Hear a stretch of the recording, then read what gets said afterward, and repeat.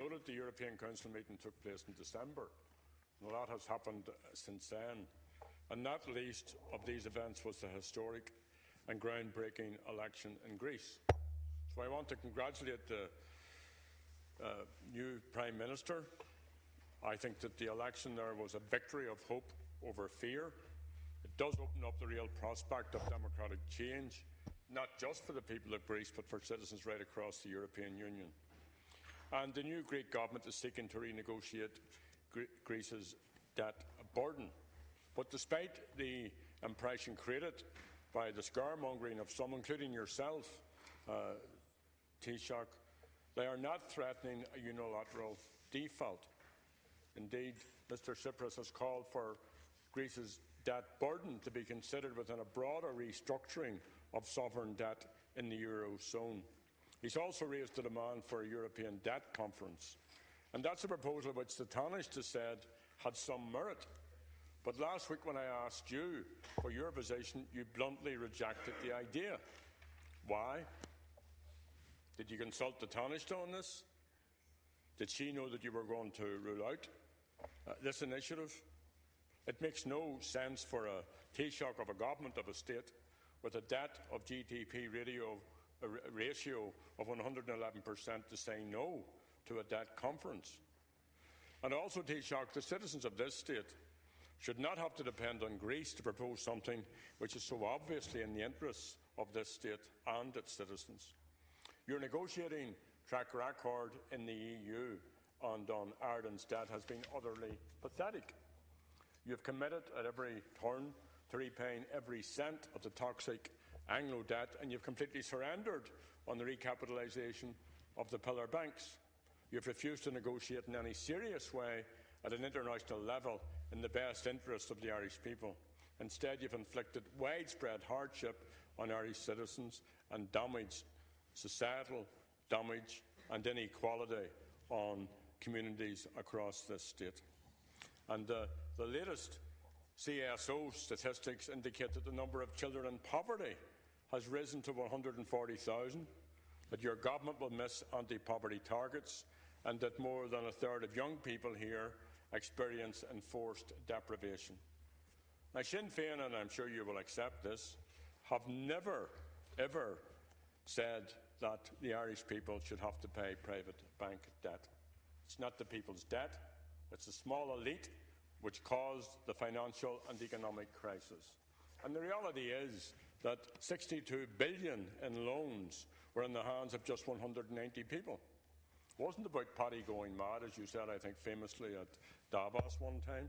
190 people. That's the small golden circle. 50% of the loan book of Anglo-Irish Bank was held by just 20 individuals. The same goes for Irish Nationwide. And while the original bank guarantee was introduced by the previous administration, it was renewed at least twice by this government, and ordinary people have paid and are paying the price.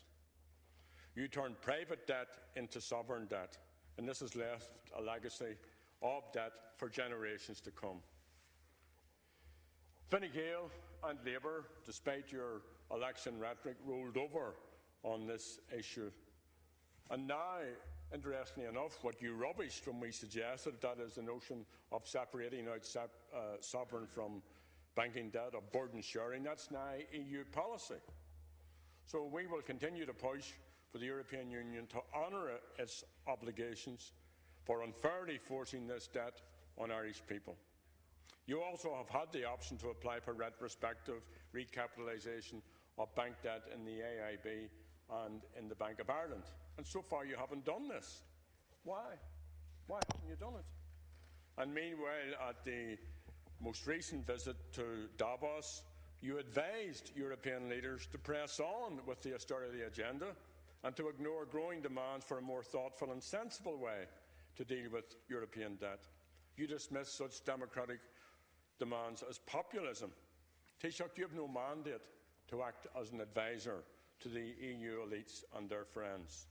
And your remarks, I think, make it clear that you're ideologically wedded to austerity and you have no interest in seeking a better, fairer deal for Irish citizens. We support the growing calls for a debt conference that will make debt sustainable and fair.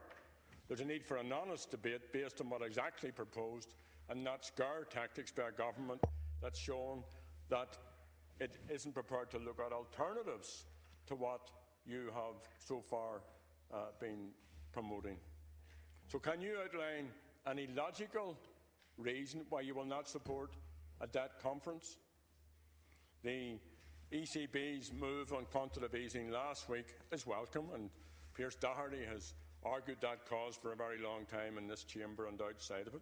But it's only one part of what's needed for economic recovery. The two other parts are a change in fiscal policy and a debt conference.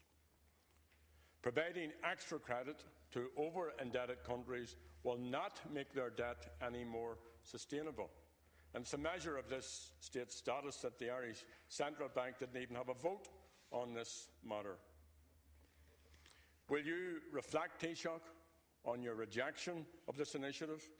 And having done so, will you, as the Taoiseach suggested, see that it has some merit?